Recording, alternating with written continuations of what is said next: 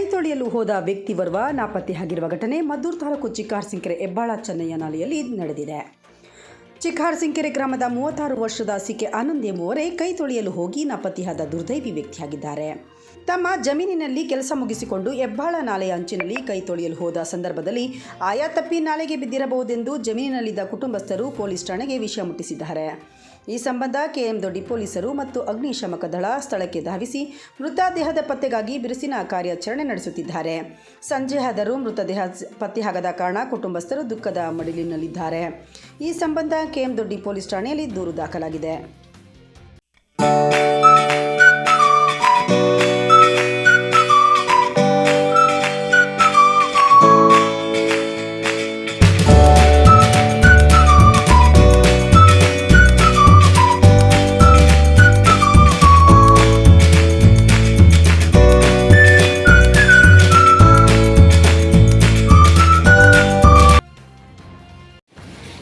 ಏನು ನಮ್ಮ ಗ್ರಾಮದಲ್ಲಿ ಶ್ರೀ ಕಾಲಭೈರವೇಶ್ವರ ದೇವಸ್ಥಾನ ಸನ್ನಿಧಿಯ ಪಕ್ಕದಲ್ಲಿರ್ತಕ್ಕಂಥ ನಮ್ಮ ಹೆಬ್ಬಾಳ ಚೆನ್ನಯ್ಯ ನಾಲೆ ಭಾಳ ರಭಸವಾಗಿ ಮಳೆ ಬಂದು ಜೋರಾಗಿ ನದಿ ಹರಿದ ಪ್ರಯುಕ್ತ ನಮ್ಮ ಗ್ರಾಮದ ಆನಂದ ಎಂತಕ್ಕಂಥ ಯುವಕ 36 ವರ್ಷದ ಯುವಕ ನದಿಲಿ ಏನು ಗದ್ದೆ ಜಮೀನು ಹತ್ರಕ್ಕೆ ಹೋಗಿ ಬಂದು ಕೈಕಾಲು ತೊಳೆದು ಮನೆಗೆ ಹೋಗುವಂಥ ಸಂದರ್ಭದಲ್ಲಿ ಕಾಲು ಜಾರಿ ಬಿದ್ದು ಅವನು ನದಿ ಪಾಲಾಗಿರ್ತಾನೆ.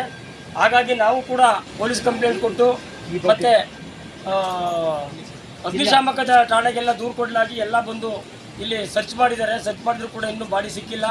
ಬಾಡಿ ಸಿಗುವಂಥ ನಿರೀಕ್ಷೆನೂ ಕೂಡ ಇಲ್ಲ ಅಂತ ಅಂದ್ಕೊಳ್ತೀನಿ. ಹಾಗಾಗಿ ನಮಗೆ ಸರ್ಕಾರ ಭಾಳ ಕಡುಬಡವರಾಗಿದ್ದರಿಂದ ಜಿಲ್ಲಾಡಳಿತ ಮತ್ತು ತಾಲೂಕಾಡಳಿತ ಎಲ್ಲರೂ ಕೂಡ ನಮ್ಮ ಬಡ ಕುಟುಂಬಕ್ಕೆ ಒಂದು ಹೆಲ್ಪ್ ಮಾಡಬೇಕಂತೇಳಿ ಎಲ್ಲ ಸಮಸ್ತ ಗ್ರಾಮಸ್ಥರು ಕೂಡ ನಾವು ಕೋರ್ತೀವಿ. ಈ ವ್ಯಕ್ತಿಗೆ ಮದುವೆ ಆಗಿತ್ತಾ? ಹೇಗೆ? ಇಲ್ಲ ಸರ್, ಅವನು ಯುವಕ 32-33 ವರ್ಷದ ಯುವಕ, 36 ಹತ್ತತ್ರ ಆಗಿತ್ತು.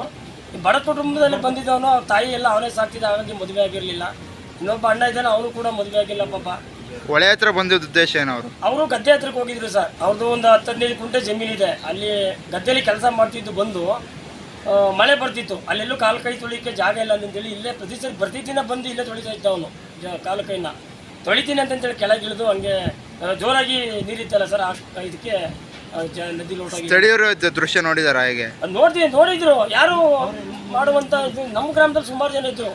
ಜೋರ ನೀರಿಳಿತದ ಪ್ರಯತ್ನ ಯಾರು ಕೂಡ ಎತ್ತುವಂಥ ಪ್ರಯತ್ನ ಆಗಿಲ್ಲ. ಯಾಕೆಂದರೆ ಎಲ್ರಿಗೂ ಪ್ರಾಣ ರಕ್ಷಣೆ ಬೇಕಲ್ಲ. ಹಾಗಾಗಿ ಅವರವರು ಸುಮ್ಮನಾಗಿದ್ದಾರೆ. ಇದುವರೆಗೆ ಯಾವುದಾದ್ರು ರೀತಿ ಸುಳಿ ಸಿಗಲಿಲ್ಲ? ಇಲ್ಲೂ ಸಿಕ್ಕಿಲ್ಲ